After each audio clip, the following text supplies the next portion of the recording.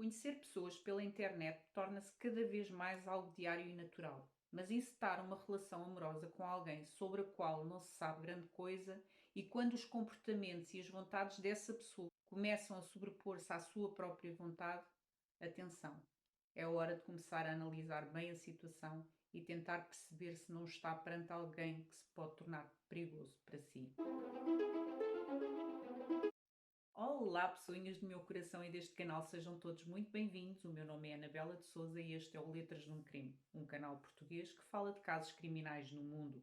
Se gostas deste tipo de conteúdo, deixa já no início o teu like, subscreve o canal se não és inscrito e ativa as notificações para seres notificado cada vez que eu ponho aqui um vídeo e poderes vir assistir. Também podes compartilhar com os teus amigos se achas que eles gostam deste tipo de conteúdo. Isto tudo para me ajudares a crescer e a chegar a mais pessoinhas como nós. Aqui no canal tentamos postar vídeos 2 vezes por semana, todas as quintas e domingos. Agora vai o aviso. Como qualquer caso criminal, aqui fazemos descrições que podem eventualmente chocar as pessoas mais sensíveis e eventualmente até disputar algum gatilho. Portanto, se achas que não estás no teu melhor momento, talvez seja melhor assistir a outro vídeo ou até mesmo a outro tipo de conteúdo. E agora, sem mais demora, vamos apanhar o avião e vamos voar até Kent, num condado próximo de Londres, no Reino Unido, e conhecer a história de Molly. Molly Joanne McLaren, nascida a 26 de maio de 1994 em Coben, Kent, no Reino Unido. Era a filha mais nova do casal Joanne e Doug McLaren e o casal tinha também mais um filho, Tom, era então o irmão mais velho de Molly. Molly era uma criança muito alegre, era uma menina de sorriso fácil, no fundo ela teve uma infância feliz. Mas com a entrada na adolescência, e também foi na altura em que houve o grande boom das redes sociais, primeiro o Facebook e depois então o Instagram, Twitter, etc., onde as vidas maravilhosas e os corpos trabalhados dos influenciadores eram ali uma constante, e consequentemente eram ali considerados e seguidos por muitos adolescentes, e não só. Molly não era exceção e ela seguia muito esses influenciadores e a dada altura começa a ter algum tipo de transtorno alimentar, porque a luta pelo corpo perfeitamente magro começa ali a surgir na vida de Molly. Os pais, quando se percebem disso, começam a acompanhar a filha, inclusive com acompanhamento médico, o que leva com que Molly iniciasse ali uma luta constante contra a bulimia. Para manter o seu foco, aprende a ter uma alimentação mais saudável, começa então a ganhar o gosto pela prática do exercício físico, numa perspectiva de saúde, o que levou com que Molly decidisse cursar Educação Física na Universidade de Kent. E então, no dia 28 de setembro de 1915, com 21 anos, Molly entra no recinto da universidade pela primeira vez e, embora fosse ali apenas a 11 quilómetros de casa, era uma nova vida para Molly.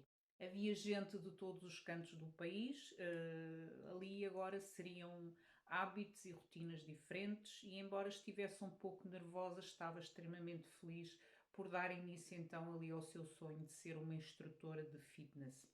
O ano letivo começa e Molly, sempre muito ativa nas redes sociais, começa a postar o seu dia a dia, quer a nível de mostrar a sua alimentação saudável com receitas, quer a nível de exercícios no ginásio que frequentava diariamente e mantinha-se focada ali no seu curso. E enquanto isso, as suas amigas de universidade iam conhecendo novos namorados, novos amigos coloridos, mas Molly não. Molly dizia que nessa fase que quando namorasse teria que ser algo que ela tivesse a certeza que iria valer a pena e que realmente nessa altura que a pessoa fosse o tal.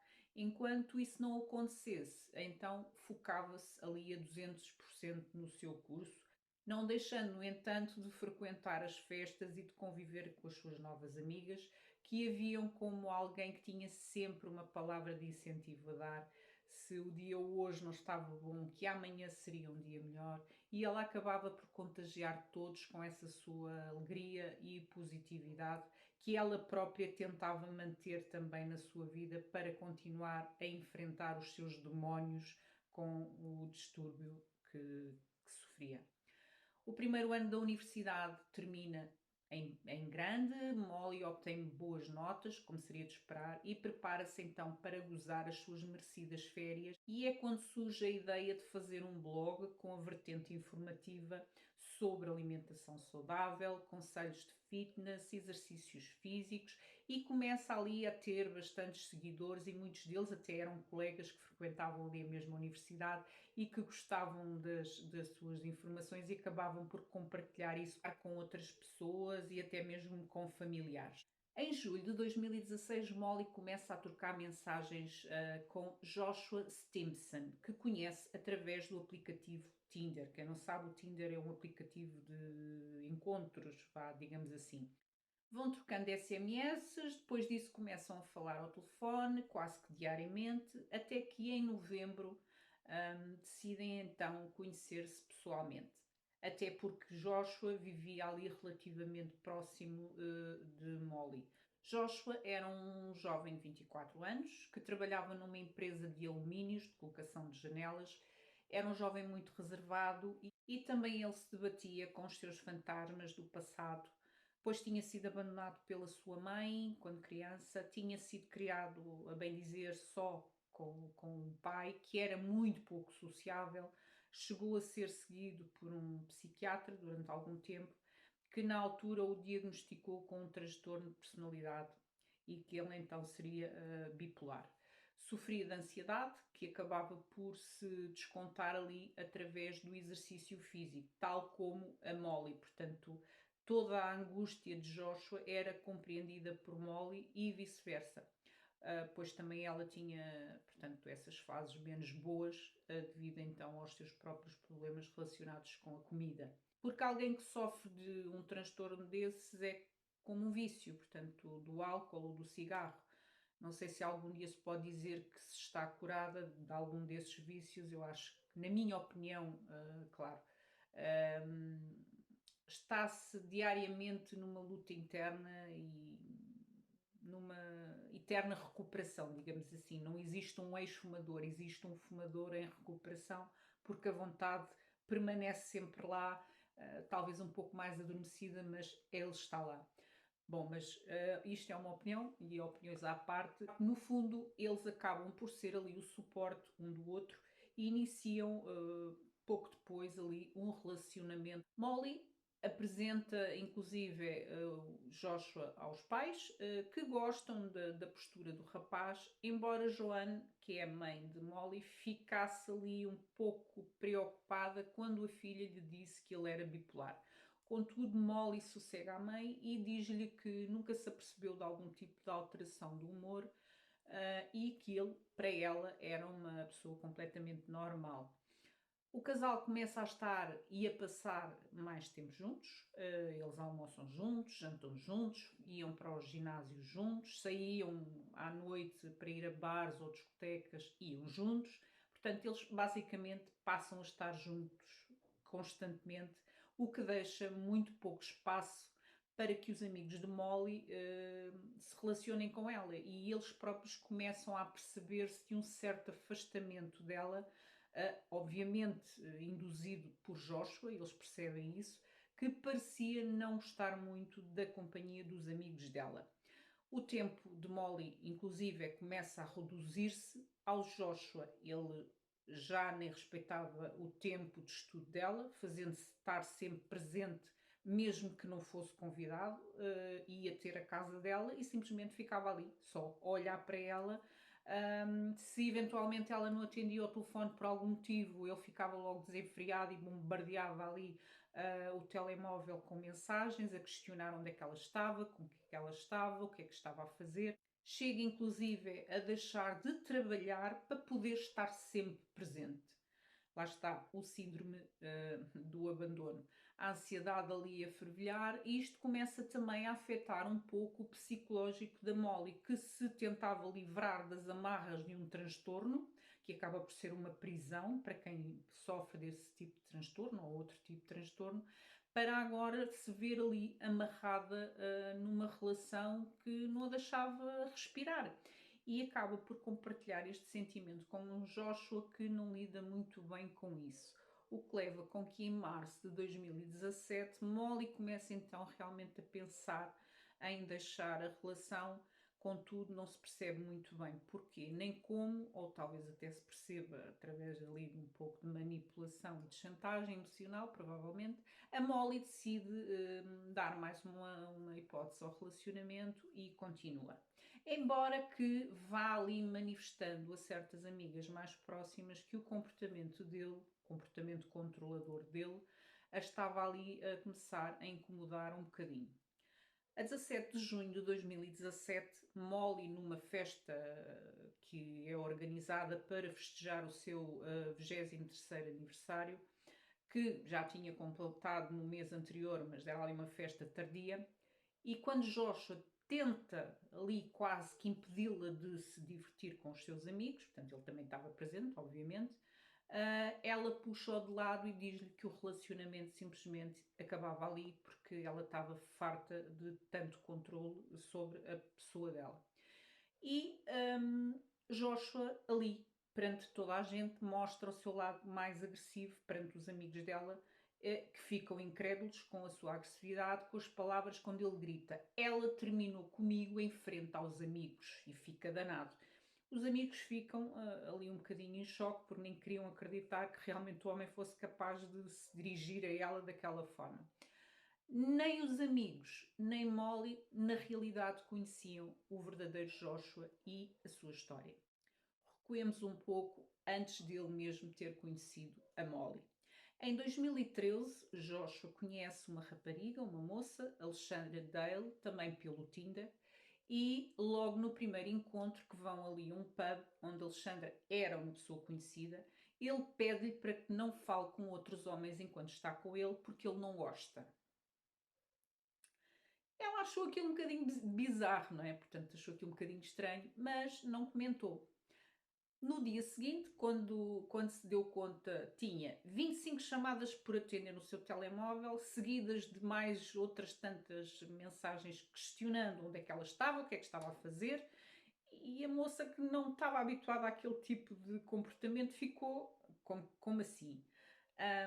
Então ela achou que já chegava, pediu-lhe então para que ele não lhe ligasse mais, mas como sabemos, o Joshua tinha graves problemas com lidar com a rejeição e continuou a perseguir a Alexandra. Enviava-lhe fotos dela própria, se ele está presente, fotografias delas e a questionar porque é que ela vestia aquela roupa, porque é que ela se vestia daquela forma. Ele não estava presente, portanto queria dizer que ele lhe tirava aquelas fotografias às escondidas, sem ela se dar conta que ele estaria por ali perto. Liga-lhe uma vez, ela vai de férias, liga-lhe a dizer que ia apanhar o avião e que lá ia ter com ela para afogar.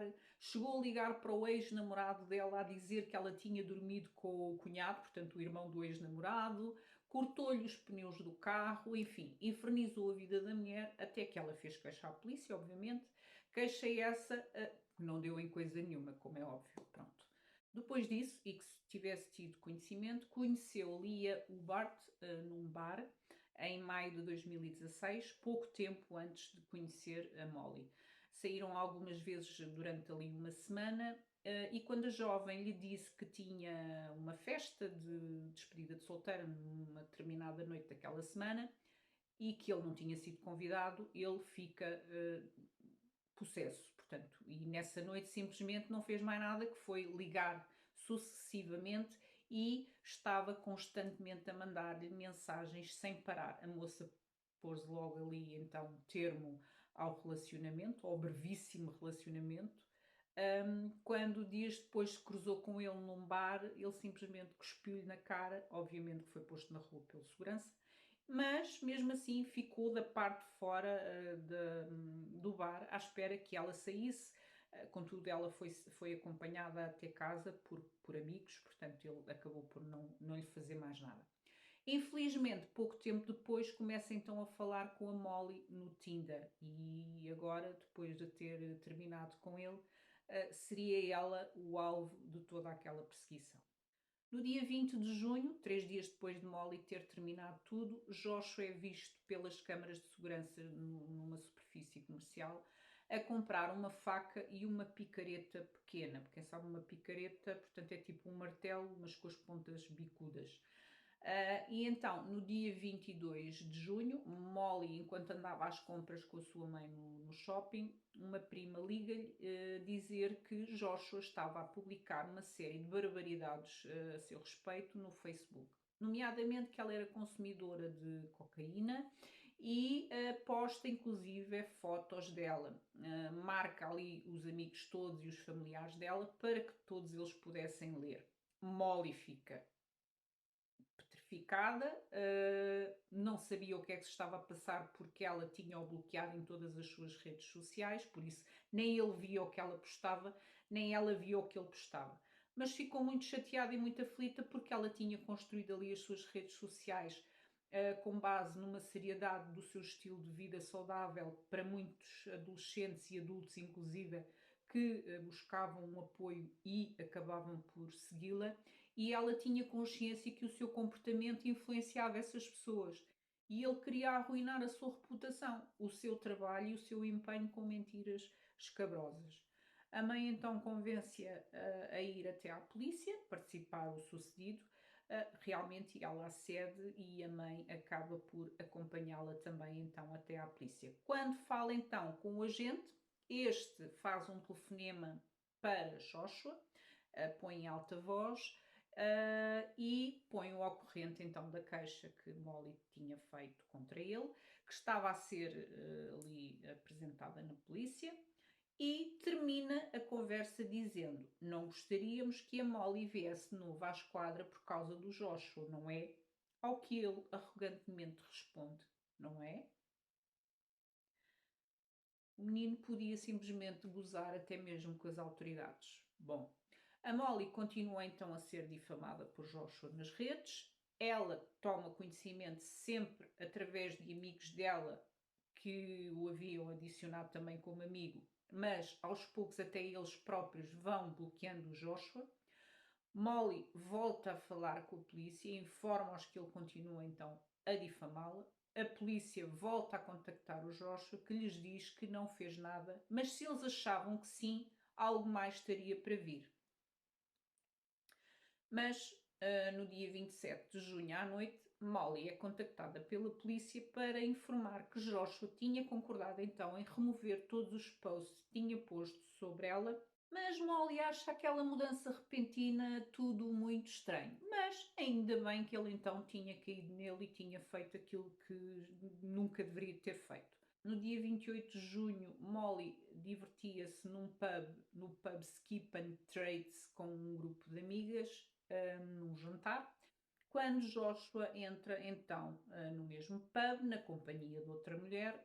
Molly e as amigas acham ali muita coincidência ele estar ali e questionam se seria realmente uma coincidência ou se ele saberia que ela estaria ali naquele dia, naquela hora, portanto, e se sabia como é que ele tinha tido conhecimento disso, como é que ele sabia que ela iria estar ali. Mas elas não tinham provas de nada.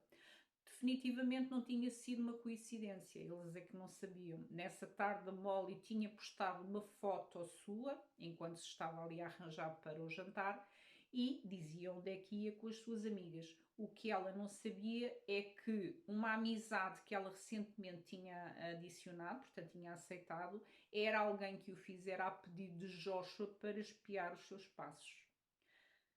Por isso é que quando nós aceitamos alguém nas nossas redes sociais que não conhecemos ou que seja realmente relacionado com alguém que conhecemos, pode acontecer situações destas. Durante toda a noite ele fica ao longe, simplesmente a olhar para o grupo, até que Molly decide ir para casa, pois no dia seguinte teria então que acordar cedo para ir treinar, que era aquilo que ela gostava de fazer logo de manhã, e que tinha uns vídeos que tinha que fazer para apresentar na universidade. Então, no dia seguinte, no dia 29 de junho, Molly acorda, vai até ao Pure Gym, que era onde ela treinava normalmente, no Dockside, para ali o seu treino diário. Onde chega, segundo os vídeos de entrada, A Molly chegou então ao ginásio por volta das 10h10 da manhã, de acordo então com as câmaras de vigilância do local. Que ela gostava de treinar a essa hora porque havia uma afluência menor, portanto ela sentia-se mais à vontade até mesmo para filmar os seus exercícios. Quando estava ali numa parte mais reservada do ginásio, a treinar no seu colchão, repara que Joshua entra, se aproxima da zona onde ela está a treinar, coloca ali o seu tapete a meia dúzia de metros dela e começa também ele ali a treinar ao seu lado. O que a deixa ali um bocado desconfortável com a coincidência, mais uma vez. Ela já achava que era coincidência a mais, inclusive tira-lhe uma fotografia à socapa e manda para uma amiga que também não acredita em tantas coincidências e diz-lhe inclusive para não falar com ele e para ir para casa.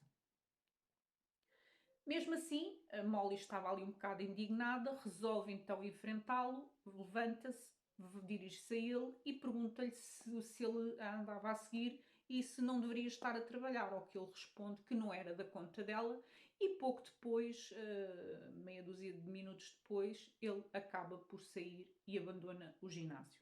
Nessa altura a Molly liga para a mãe e diz-lhe realmente o que é que se tinha ali passado, que quando estava ali a treinar o fulano tinha entrado e pura e simplesmente tinha-se posto ali ao lado dela a treinar também. A mãe pergunta-lhe se ela disse a alguém que estaria no ginásio àquela hora. Ela diz que não. E então a mãe diz-lhe para ela voltar para casa e para dirigir em segurança. E é isso que a Molly faz. Sai do ginásio às 11h02, dirige-se então para o parque de estacionamento, enquanto vai trocando ali mensagens com uma amiga, chegando a dizer que estava com receio do que ele pudesse fazer, que estava com medo que ele lhe pudesse fazer mal e que tinha a sensação de estar sempre a olhar por cima do ombro. Molly abre a porta do seu C2 preto, sem se aperceber que Joshua se aproximava. Entra para o lugar do condutor e é quando ele lhe aparece do nada, impedindo-a de fechar a porta e começa a agredi-la com uma faca. Ela tenta defender-se da forma que consegue, começa a tocar na buzina, começa-se a afastar dele, vai recuando para o lugar do passageiro, mas continua a gritar e a buzinar, mas ele tranca-lhe a porta do lado do passageiro e não consegue sair de dentro do veículo e ele, entretanto, continuou a perfurá-la e ela acabou por não ter mais resistência contra ele.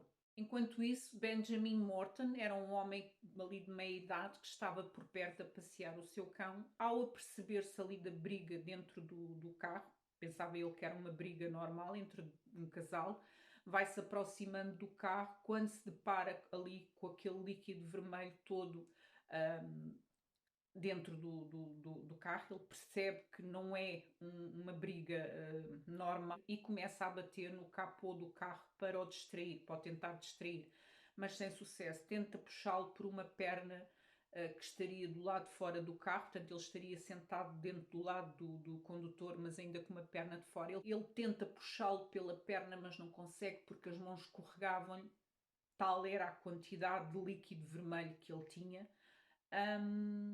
E, entretanto, quando percebe que ela já não se debatia e que de facto ele já não a estava a perfurar, reparou que ele estava simplesmente a tentar cortar, mesmo cortar a garganta. Isto para se assegurar que ela estaria já mesmo sem vida.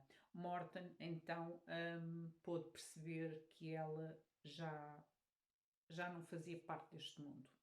Em desespero e pensando que ele poderia pegar no carro, porque ele não sabia que o carro não era dele, corre até ao seu próprio carro, que estaria ali a meia dúzia de metros, conduz o seu próprio carro e tranca o C2 de forma a que ele não pudesse sair dali. Algures, alguém, devido aos gritos de Morton a pedir socorro, já havia chamado a emergência e a polícia não demora a chegar. Joshua sai do carro, começa ali a andar para trás e para a frente, mas não foge do local e entrega-se sem resistência, preso, acusado de assassinato. O óbito de Molly é declarado no local, às 11h43. A sua autópsia revelou que ela foi alvo de pelo menos 75 perfurações e a sua garganta foi cortada. Na esquadra, Joshua declara-se inocente de assassinato, mas declara a culpa de homicídio com responsabilidade reduzida devido ao seu transtorno. Portanto, o julgamento tem início no dia 23 de janeiro de 2018, onde mais uma vez ele se declara inocente de assassinato, mas a acusação apresenta um relatório de um psiquiatra que, depois de analisar toda a situação e toda a cena do crime, afirma que Joshua sabia bem o que estava a fazer e que todo o tempo ele esteve concentrado no seu plano e no controle enquanto o executava. As ex-namoradas Alexandra e Lia também testemunharam, afirmando que ele realmente não sabia lidar com a rejeição, portanto, também elas tinham sido alvo daquela perseguição pela parte dele, muito embora, e graças a Deus, não tenha chegado a tanto. A juíza não aceita o seu argumento para o homicídio culposo, com responsabilidade reduzida, portanto, ele simplesmente alegava que tinha morto a Molly num acesso de raiva provocado pelo seu transtorno e que não podia ser totalmente responsável do ato. Então, no dia 6 de fevereiro de 2018, visto que ele continua a declarar-se inocente do assassinato, o júri considera-o culpado por unanimidade. Aos 26 anos, Joshua Stimpson é condenado à prisão perpétua com possibilidade condicional depois de cumpridos pelo menos 26 anos de prisão. Este foi o caso de hoje, uma jovem bonita, com futuro risonho, que encontra na internet uma pessoa desequilibrada o suficiente para lhe ceifar a vida simplesmente porque não ultrapassou o trauma do abandono e da rejeição. Enfim, que dizer, não é? Eu fico por aqui, espero que tenham gostado. Se gostaram e ficaram até ao fim, deixem o vosso like, deixem-me por favor o vosso comentário que me ajuda demais. Se não és inscrito, peço-te que te inscrevas. Nós encontramos aqui no próximo caso. Um grande beijo no vosso coração e gratidão.